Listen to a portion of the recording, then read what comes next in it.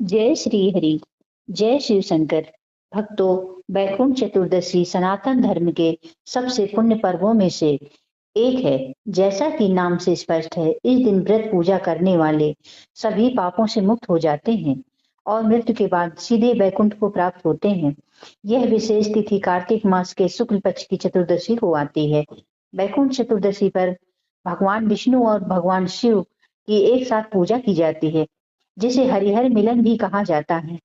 भक्तों, बैकुंठ चतुर्दशी के दिन पावन दिवस पर स्वयं माता लक्ष्मी जी स्वर्गलोक से पृथ्वी लोक पर अवतरित होती हैं। इस दिव्य क्षण में समस्त ब्रह्मांड में शुभता और पवित्रता का संचार होता है। कहा गया है कि इस दिन जो भी इस भक्त श्रद्धा और भक्ति भाव से भगवान श्री हरि तथा भगवान शिव की पूजा करता है, उसके घर स्वयं लक्ष्मी जी पधारती हैं और वैभव, शांति व समृद्धि का आशीर्वाद प्रदान करती हैं। इस दिन दोनों ही भगवानों को उनकी पसंद की वस्तुएं अर्पित की जाती हैं और मिलन का उत्सव दिवाली के समान भक्तिमय तरीके से मनाया जाता है। जो लोग पूरे मास में कार्तिक स्नान का अवसर न पा सके हों, वे एकादशी से पूर्णिमा के मध्य स्नान करके चतुर्दशी को स्नान कर सकते हैं। वैकुंठ चतुर्दशी के दिन 14 दीपक अर्पित करने का विशेष महत्व बताया गया है। एकादशी से पूर्णिमा के मध्य स्नान करके चतुर्दशी भी मनाते हैं। उपवास करने के बाद रात में नदी के तट पर, मंदिर में, चौराहा में दीपक जलाने का विधान भी होता है।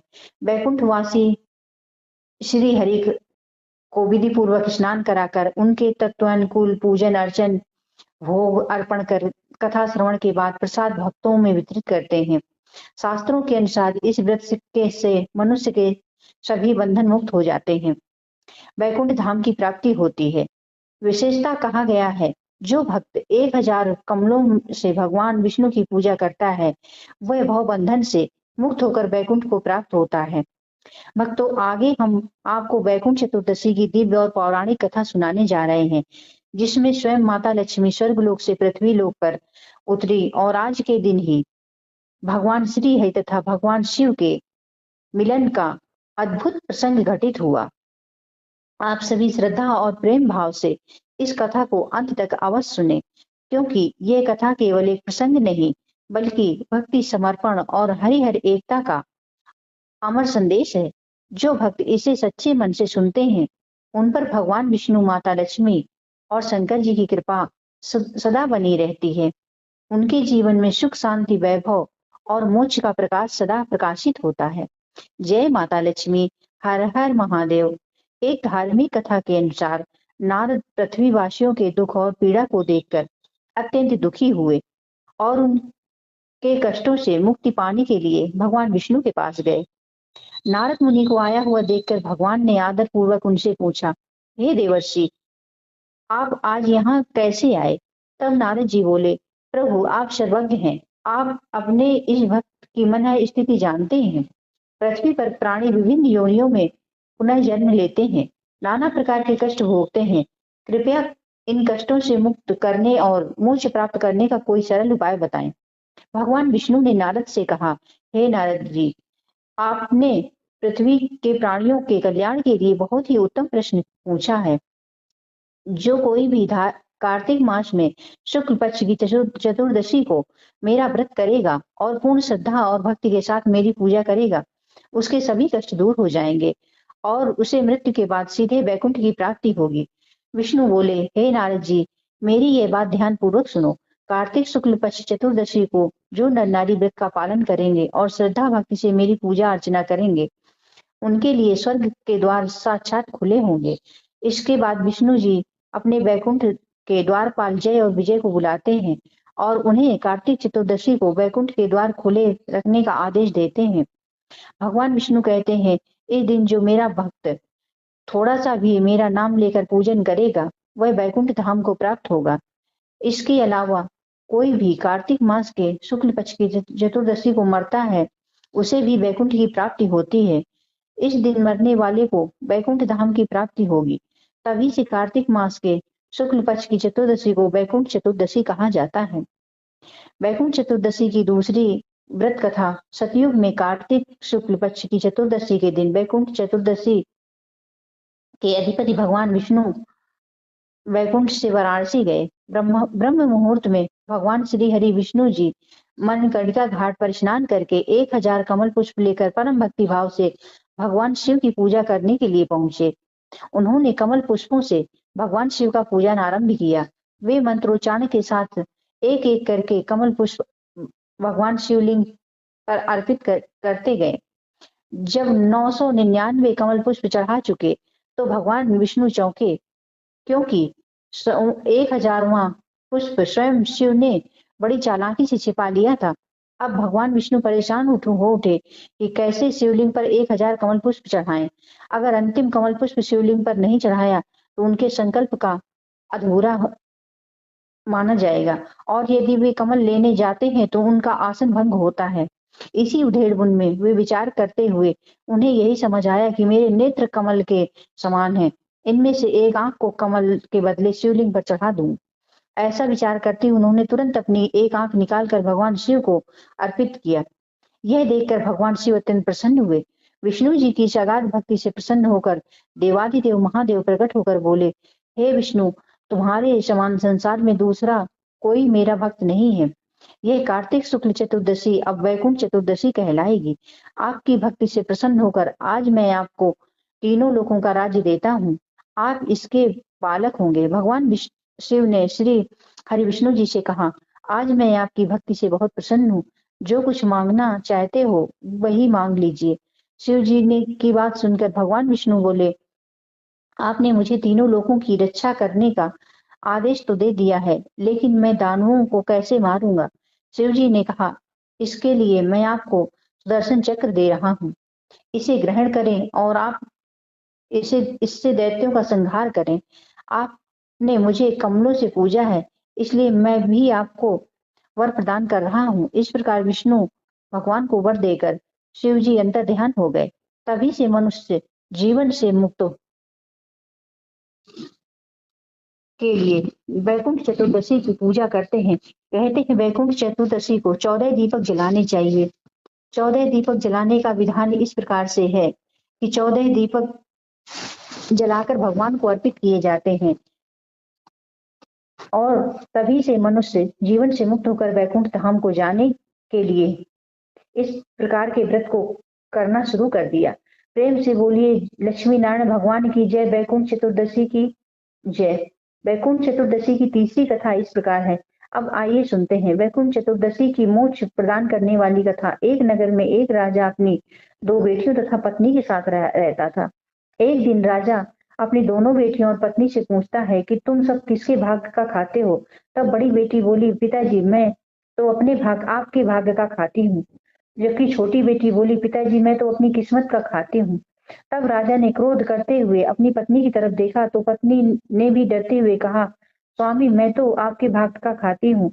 यह सुनकर राजा को बहुत क्रोध आया और उसने कहा कि मैं पूरी नगरी को खिलाता हूँ, तुम सबके लिए इतनी मेहनत करता हूँ, तो रोज तुम्हारे लिए अच्छा अच्छा भोजन का प्रबंध करता हूँ, नए नए वस्त्र आभूषण पहनने के लिए मंगवाता हूँ, परंतु हमारी छोटी बेटी कहती है कि वह अपनी किस्मत का खाती है। तब गुस्से में आकर राजा ने अपने मंत्रियों को आदेश दिया, जाओ इस लड़की को जाओ 2 लड़के ढूंढ कर लाओ। मेरी बड़ी बेटी के लिए राज दरबार के राजा का पुत्र ढूंढो और छोटी बेटी के लिए गरीब लड़का ढूंढो। जिस समय राजा यह बात बोल रहा था वहां दरबार के सभी मंत्री, सहोदर, चौकीदार सब मौजूद थे। तब सभी मंत्रियों को राजा की यह बात पर बड़ी हैरानी हुई, लेकिन किसी ने इतनी हिम्मत नहीं थी कि वे पलटकर राजा से पूछे कि महाराज आप दोनों बेटियों के साथ भेदभाव क्यों कर रहे हैं? किसी ने कुछ नहीं पूछा। कुछ दिनों बाद राजा ने अपनी पहली बेटी का विवाह एक राजा के पुत्र से कर दिया और छोटी बेटी का विवाह एक गरीब भिखारी के साथ कर दिया। बेटियां जब ससुराल जाने लगी तो राजा ने बड़ी बेटी को बहुत सारा दान दहेज और बहुत सारे आभूषण, स्वर्ण चांदी, हीरे मोती आदि दिए और बहुत सारे रेशमी सुंदर वस्त्र दिए, जबकि छोटी बेटी को बोरी के टाट के कपड़े सिलवाकर उसे पहनाकर भेजे, कुछ नहीं दिया। बड़ी बेटी अपने माता पिता को प्रणाम करके घर से निकल गई। छोटी बेटी कुछ नहीं बोली। जब छोटी बेटी अपनी ससुराल जाने लगी पहुंची तो उसने देखा कि वहाँ कोई उसकी आवभगत करने वाला नहीं था। एक झोपड़ी थी, एक बड़ा-सा मैदान, वहाँ 5 चूल्हे बने हुए थे। रात्रि को छोटी बेटी चुपचाप सो गई। सुबह जब वह सोकर उठी तो उसने अपने जेठ जी से पूछा, "ये 5 चूल्हे यहाँ क्यों बने हैं?" तब जेठ ने कहा कि ये हम 5 भाइयों के 5 चूल्हे हैं। राजा की छोटी बेटी ने कहा, "ठीक है, लेकिन आप झोली लेकर कहाँ जा रहे हैं?" जेठ थोड़ा समझदार था, उसने कहा कि हम बहू हम सब तो भिखारी हैं, इसलिए हम सब तो भीख मांगने जा रहे हैं। जेठ ने कहा, "बहू तुम तो बहुत पैसे वाले राजा की बेटी हो। तुम्हारे मंत्री एक रात्रि को जबरदस्ती मेरे 5वें छोटे भाई को पकड़कर तुम्हारे साथ ब्याह करवा दिया है।" तब बहू बोली कि जेठ जी आपकी कोई गलती नहीं है। सबको अपनी किस्मत का मिलता है। मेरी किस्मत में जो था वह मुझे मिला। इसके बाद पांचों भाई भीख मांगने के लिए चले गए। पीछे से बहू पूरे घर की सफाई करी और पूरे घर को गोबर से लीप कर आंगन को। इसके बाद बड़े जेठ के चूल्हे को छोड़कर सभी के चूल्हे वहां से हटा दिए। शाम को जब पांचों भाई आए और घर को साफ सुथरा देखा, तब 4 चूल्हे हटे हुए देखे तो छोटे भाई को बहुत क्रोध आया। उन्होंने कहा, "हमारे चूल्हे कहाँ गए?" तब नई बहू बोली कि आज से हम एक ही चूल्हे पर भोजन बनाएंगे। मैं खाना बनाऊंगी, आप सब खाएंगे। यह सुनकर बहुत अच्छा लगा सबको। तब बहू ने कहा कि पहले आप सब नदी पर जाकर नहा धो लें, उसके बाद आते समय ठाकुर जी के मंदिर के दर्शन करके आना। यह सुनकर चारों भाइयों को बड़ा क्रोध आया, लेकिन जेठ थोड़ा समझदार था, उसने कहा, "जैसा बहू कह रही है हम सब वैसा ही करेंगे।" आज से पहले कभी भी पांचों भाई नहाए नहीं थे। चारों भाइयों ने नहाने के लिए मना कर दिया, लेकिन बड़ा भाई समझदार था, उसने कहा, "जैसा बहू कह रही है वैसा हम सब करेंगे।" सभी तालाब पर नहाने के लिए चले गए और आते समय ठाकुर जी के मंदिर के पूजा पाठ करके गए, लेकिन कभी कोई उन्होंने पूजा करी ही नहीं थी, इसलिए वह चुपचाप भगवान के आगे हाथ जोड़कर बैठे और घर वापस आ गए। जब पांचों भाइयों ने भोजन किया, भोजन इतना स्वादिष्ट था कि उन्होंने आज से पहले कभी ऐसा भोजन नहीं किया था। इसके बाद चारों भाई झोपड़ी से बाहर सो गए और नई बहू पति के साथ झोपड़ी के अंदर सो गई। सुबह जब वह सोकर उठे तो वहां से पांचों भाई झोली उठाकर भीख मांगने के लिए जाने लगे। तब नई बहू ने कहा कि आज आप लोग भीख नहीं मांगेंगे, मेहनत मजदूरी करेंगे। तब उसके जेठ ने कहा, "बहू हमें कमाना नहीं आता।" तब नई बहू ने कहा कि जो काम मिले आप वही कर लीजिएगा। इसके बाद वो पांचों काम पर निकल गए। फिर 4 छोटे भाइयों को बहू की बात पर क्रोध आया, लेकिन बड़े भाई ने फिर वही बात कही कि जैसा बहू चाहती है वैसा हम करेंगे, और चारों को लेकर कमाने के इरादे से घर से बाहर निकल गए। चारों छोटे भाइयों को कोई काम ना मिला। किसी को बोरिया उठाने का काम मिला, किसी को कुली का काम मिला, लेकिन बड़े जेठ को कोई काम नहीं मिला। जब वह निराश होकर घर वापस आ गया तो उसके पांव गोबर में पड़ गया। घर आने के बाद जेठ ने कहा कि बहू मेरा पांव गोबर में पड़ गया है। नई बहू ने कहा, "आपका पैर गोबर में पड़ा है गया है तो बाहर पहुंच दीजिए और घर के अंदर आ जाइए।" सभी ने अपनी अपनी मजदूरी नई बहू को पकड़ा दी। उस दिन बहू को सबको बहुत अच्छा लग रहा था, क्योंकि उस दिन उन्होंने भीख नहीं मांगी। भीख मांगने से उनकी बहुत बेइज्जती होती थी, लेकिन आज उन्होंने मजदूरी करी तो उनको बहुत सा धन मिला और अच्छा भी लग रहा था। बड़े जेठ ने नई बहू से कहा कि बहू मुझे कोई काम नहीं मिला। तब बहू ने कहा, "कोई बात नहीं जेठ जी।" रोज की तरह उस दिन वापस सभी भाई तालाब पर नहाने गए और तालाब से नहा करके ठाकुर जी के मंदिर के दर्शन करके वापस घर लौटे। बहू ने स्वादिष्ट भोजन बनाया और सबने गरम गरम स्वादिष्ट भोजन खाया। इसके बाद सब सो गए। दूसरे दिन वापस वे कमाने के लिए निकल गए। उस दिन भी 4 छोटे भाइयों को कोई ना कोई काम मिल गया, और लेकिन वापस बड़े जेठ को कोई काम नहीं मिला। उस दिन भी बड़ा जेठ बहुत दुखी और उदास हो गया। वह सोचने लगा कि नई बहू को आज मैं क्या जवाब दूंगा। जब जेठ घर आ रहा था तो रास्ते में एक मरा हुआ सांप मिला। देखने पर सांप को उठा लिया और आते ही बहू से कहा कि बहू, मुझे यह रास्ते में मरा हुआ मिला था। बहू, इसका क्या करूं? बहू बोली कि आप इसे झोपड़ी के ऊपर फेंक दीजिए। इस तरह उस दिन मजे से निकल कुछ इस तरह उनके दिन मजे से निकलने लगे। उस घर में अन्न धन के भंडार भी भरने लगे। सभी मजदूरी मेहनत करके कमाने लगे। एक दिन नगर के महारानी का बेशकीमती हार चील लेकर उड़ गई। सारे राज दरबारी पहरेदार चौकीदार उस चील के पीछे पीछे भागने लगे, लेकिन जब वह बेकार था। वह चील उन पांचों भाइयों की झोपड़ी के ऊपर से उड़ रही थी। तो वहां मरा हुआ सांप देखा तो चील ने रानी का हार वहीं गिरा दिया और सांप लेकर उड़ गई। उधर राजा ने नगर में ढिढोरा पिटवा दिया कि जिसने भी रानी का बेशकीमती हार मिले वह लाकर राजमहल राज दरबार में जमा करवा दे और वह मुंह मांगा इनाम ले जाए। शाम को सभी भाई मेहनत मजदूरी करके वापस झोपड़ी में आए तो बड़े जेठ की नजर झोपड़ी के ऊपर चमकती हुई चीज पर पड़ी। वह जेठ ने चमकती हुई चीज को देखकर उतारा तो वह बेशकीमती हार निकला। जेठ ने वह हार लाकर नई बहू को दे दिया। नई बहू बोली कि यह हार तो रानी का है, आप इसे ले जाकर रानी राजा को दे दीजिए। और फिर जेठ ने वैसा ही किया। जेठ ने वहां जाकर राजा को हार देकर बहुत सा धन प्राप्त किया उसके बदले में। और राजा ने उसको मुंह मांगा इनाम दिया। तब वह बोला कि राजा जी, मुझे कुछ मांगना नहीं आता, मैं तो अपने भाई की पत्नी से पूछ कर बताऊंगा। राजा ने कहा, कोई बात नहीं, तुम फिर पूछ कर बताना। जेठ घर आया और उसके बाद उसने नई बहू से पूरी बात बताई। तब बहू ने कहा कि जेठ जी, आप राजा के महल में वापस जाना और राजा से कह देना कि राजा जी, मैं चाहता हूँ कि वैकुंठ चौदस के दिन नगर के निवासी किसी के भी यहाँ दीपक न जले और राजमहल में भी अंधेरा रहे। तब जेठ वापस राजमहल में गया। राजमहल में आकर उसने राजा से कहा, राजा जी, मुझे कोई इनाम नहीं चाहिए, आप बस वैकुंठ चौदस के दिन अर्थात वैकुंठ चतुर्दशी के दिन नगर में यह ढिंढोरा पिटवा दीजिए कि कोई भी नगरवासी दीपक न जलाए, यह तक कि राजमहल में भी दीपक न जले। वैकुंठ चौदस के दिन पूरी नगरी में अंधेरा रहे।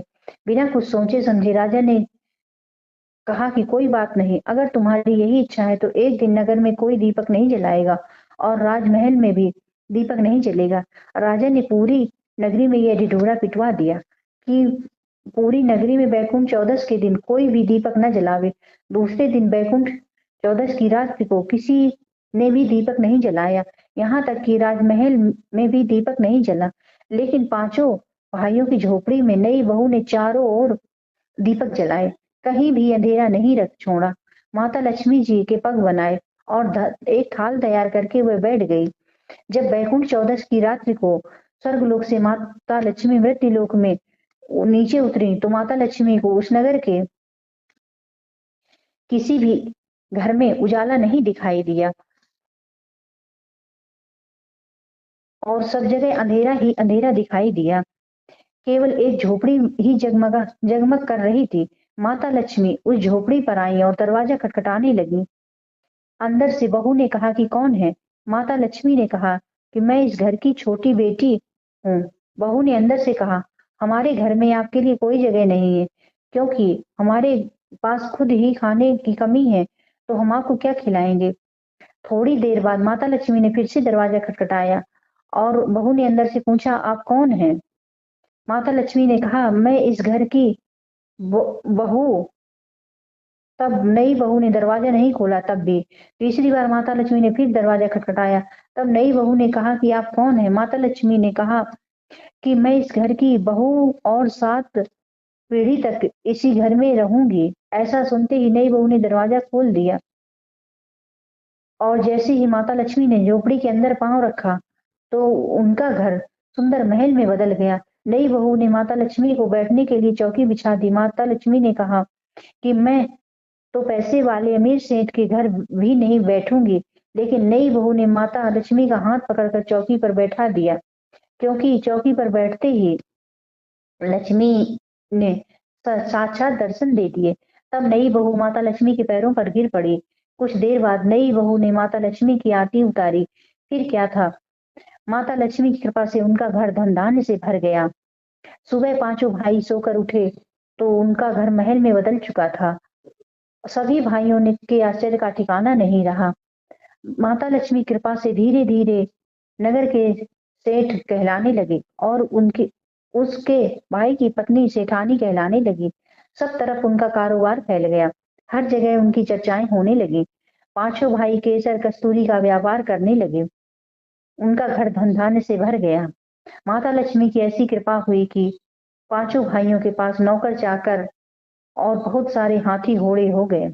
बड़ी बहन के घर में सब कुछ ठप हो गया, कारोबार और घाटा लग गया। उसके यहाँ एक समय की रोटी भी के लाले पड़ गए और उन्हें अपना सब कुछ बेचना पड़ा। बड़ी बहू के साथ ससुर ने अपनी बहू से कहा कि तुम तो कलंकिनी हो, तुम्हारे आते ही घर हम बर्बाद हो गए।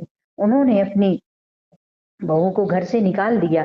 बड़ी बहू अर्थात राजा की बड़ी बेटी रोती हुई अपने पिता के घर आई। अपनी प्यारी लाडली बेटी की ऐसी हालत देखी।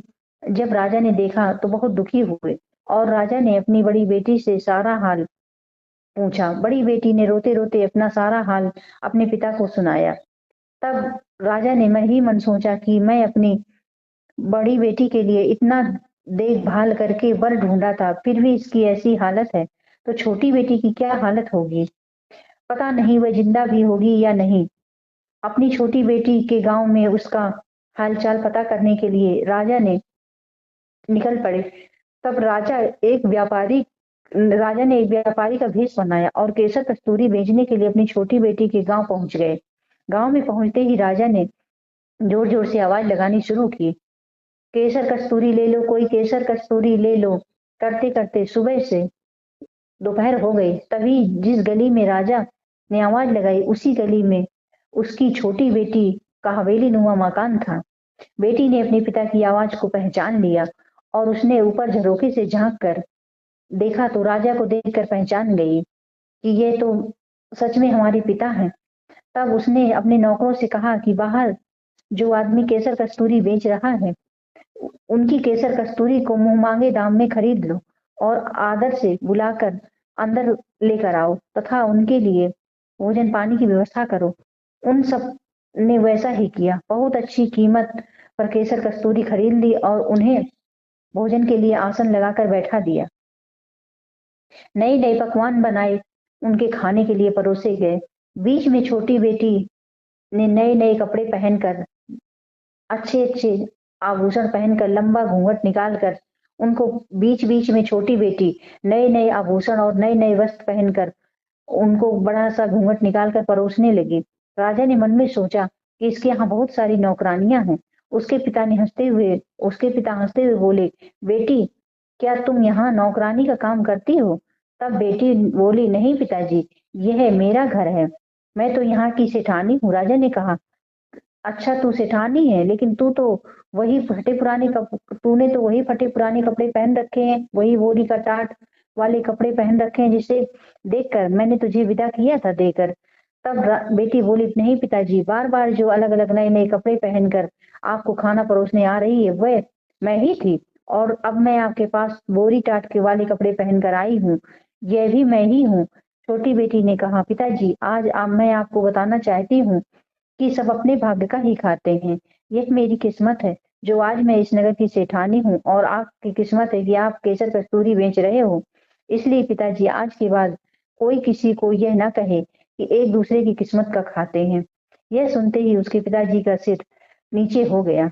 उसने कहा कि बेटी तू जीती और मैं हारा। उसके पिता ने हार स्वीकार कर ली। बेटी ने कहा कि पिताजी आप हमेशा बड़े थे और बड़े ही रहेंगे। मैं तो सिर्फ आपको इतना बताना चाहती थी कि मनुष्य सभी अपनी किस्मत का खाते हैं, कोई किसी की किस्मत का नहीं खाता। वैकुंठ चतुर्दशी को 14 दीपक जलाकर भगवान के सामने अर्पित करें और शिव जी के मंदिर में एक दिया जरूर जलाएं। 2 दीपक अपने दरवाजे के आसपास रखें। एक दीपक बेलपत्र के पेड़ के नीचे, एक पीपल के पेड़ के नीचे और एक दीपक भगवान के मंदिर में रखें। एक अपने रसोई घर में, एक जहाँ पानी का स्थान होता है वहां पर रखें। वो पितरों का वास माना जाता है, इसलिए एक दीपक वहां पर रखना चाहिए। 4 दीपक अपने घर के कोने में रखें और बाकी दीपक बाहर दरवाजे में जमा करके सबका नाम लेकर के आकाश की ओर दीपक समर्पित करके दिया जरूर जलाएं। इसलिए वैकुंठ चतुर्दशी में दीप दान करने का विशेष महत्व माना गया है और वैकुंठ चतुर्दशी के दिन दीप दान करने से सीधे स्वर्ग की प्राप्ति होती है और उसके सभी मोक्ष के द्वार खुल जाते हैं। जय श्री कृष्णा। राधे राधे।